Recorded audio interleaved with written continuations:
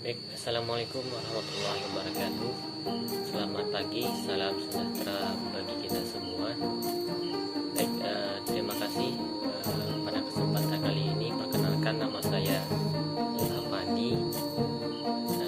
Nomor daftar hadir 39. Izinkan pada kesempatan kali ini saya ingin meringkas atau meresume terkait materi yang telah diberikan hari ini, yang mana topik dari materi hari ini adalah tentang diskusi kontemporer.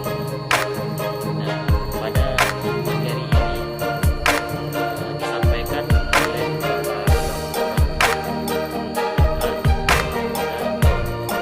menyampaikan materi ini dengan semangat,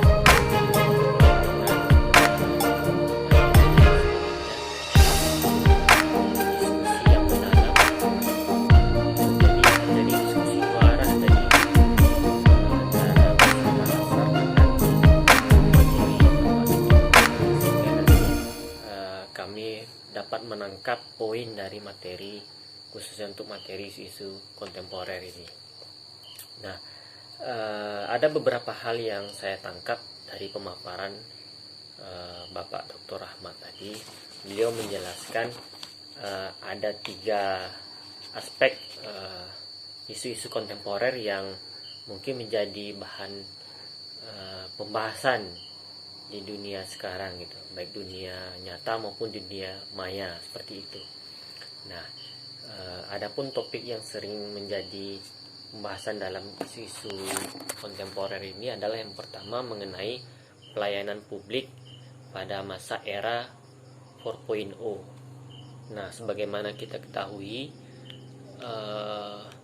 pada masa 4.0 ini memang pelayanan publik diarahkan pada peningkatan pelayanan dengan menggunakan akses digital, akses digital gitu. Jadi biasanya dulu sebelum orang mengenal era 4.0 ini, pelayanan hanya bersifat konvensional, menggunakan kertas dan lainnya dan tidak terintegrasi. Nah, pada saat ini kita sudah memasuki pada pelayanan publik 4.0, di mana semua data-data itu terintegrasi.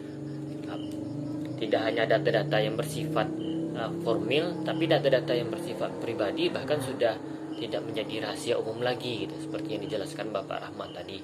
Bahkan kita sudah bisa men-tracking siapa saja orang yang ingin kita tracking gitu. Bahkan sebenarnya untuk data pribadi kita sendiri itu sebenarnya sudah ada pada database-nya Google gitu.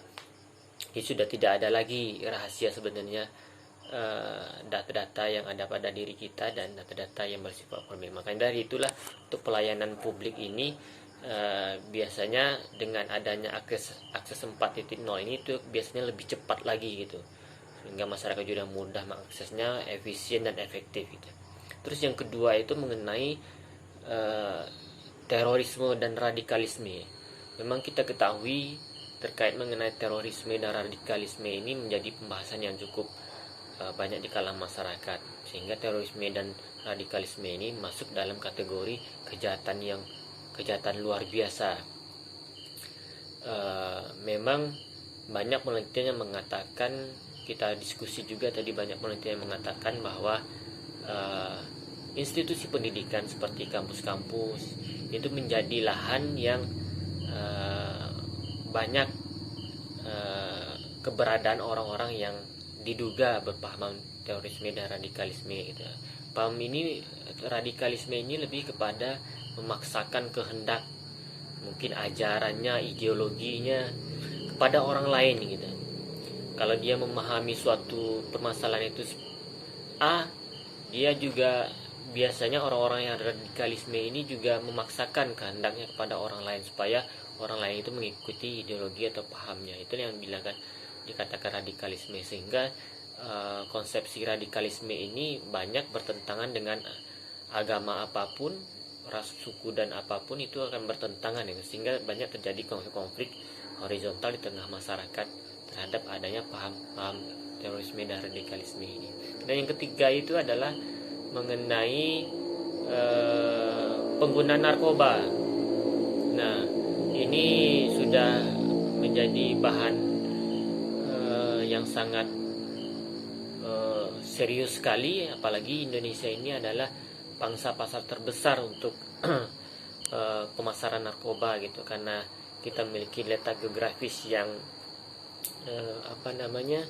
letak geografis yang luas, ada laut, udara, dan darat. Itu sangat mudah sekali untuk diakses oleh penjahat-penjahat atau kurir-kurir yang ingin memperjualbelikan narkoba di negeri ini gitu. Sehingga sebenarnya dari internal sendiri, dari aspek hukum sendiri, itu sudah banyak tindakan yang dilakukan. Salah satunya adalah memberi hukuman mati terhadap pelaku kurir atau bandar narkoba gitu. Namun kalau kita lihat sekarang masih banyak aja pemakai, pengguna, atau bahkan bandar-bandar itu banyak juga yang tertangkap dengan kasus narkoba ini gitu. Nah, itu yang membuktikan bahwa memang narkoba ini menjadi PR kita bersama, menjadi tugas kita bersama untuk menanggulanginya gitu. Walaupun tidak bisa secara total kita berantas, tapi paling tidak kita bisa memberantas bandar-bandarnya itu, memberantas kurir-kurirnya itu, supaya memang generasi muda kita ini dapat terselamatkan dengan bahaya laten dari narkoba ini. Nah, inilah 3 materi yang kita bahas tadi dengan penuh diskusi yang hangat. Bahkan tadi waktu yang diberikan juga dirasa masih kurang gitu, karena keterbatasan waktu tadi, sehingga diskusi yang kita jalankan agak terbatas gitu.